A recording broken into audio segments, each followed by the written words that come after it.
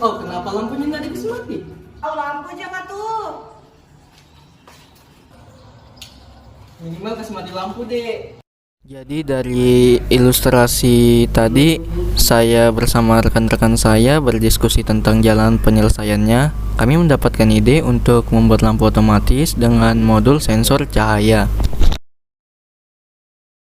Alasan kami memilih sensor cahaya adalah karena sensor cahaya ini dapat berperan sebagai lampu otomatis, di mana saat sensor cahaya dalam keadaan terang atau dia menangkap cahaya dari luar, sensor tersebut akan mengirimkan respon ke Arduino-nya.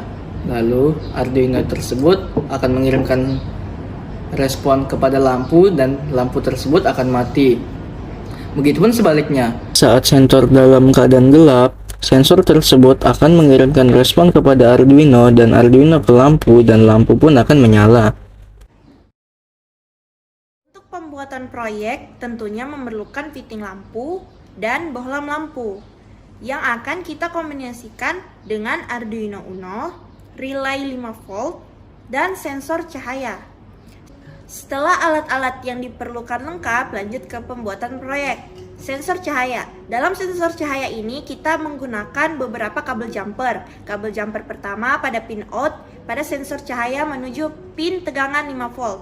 Kemudian kabel jumper kedua pada pin ground pada sensor DR menuju pin ground pada Arduino. Kemudian kabel jumper ketiga pada pin VCC pada sensor cahaya menuju pin Arduino analog 0. Kemudian di relay.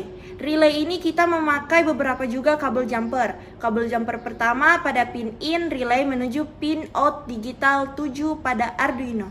Kemudian kabel jumper pada pin ground pada relay menuju pin ground pada sensor. Kemudian kabel pada pin VCC pada relay menuju pin tegangan 5 volt pada Arduino. Kami melakukan pengkodingan terhadap Arduino Uno menggunakan software Arduino IDE.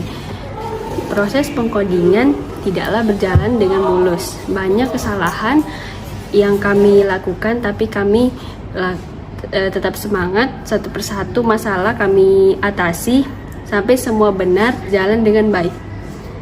Setelah prototipenya jadi, kami membuat box untuk menata atau merapikan kabel-kabel dari proyek ini. Sebelum kami membuat box ini, kami merancang desainnya terlebih dahulu. Setelah desainnya jadi, langsung kami melanjutkan pembuatan box proyek ini. Kami menggunakan akrilik yang tebalnya 0,3 cm, lalu kami potong sesuai ukuran pada desainnya. Setelah kami memotong sesuai ukuran, kami pun memasang lalu menempelkan akrilik yang sudah dipotong tadi menggunakan lem, dan kami menggabungkannya bersama prototipe kami tadi. Setelah semua selesai, kami langsung mengaplikasikan proyek kami tadi di ruangan, dan kebetulan di sini kami mengaplikasikannya di toilet sekolah.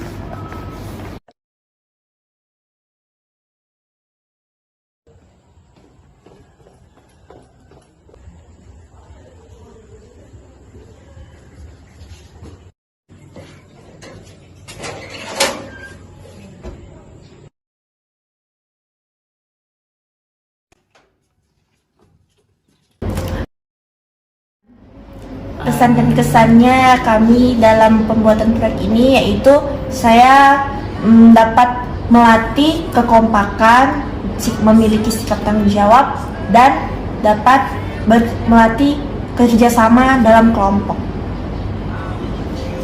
Di proses pembuatan ini juga kami banyak melatih untuk bagaimana sih cara mengatasi masalah. Harapan saya dan rekan-rekan saya, semoga proyek tersebut dapat dikembangkan oleh generasi selanjutnya.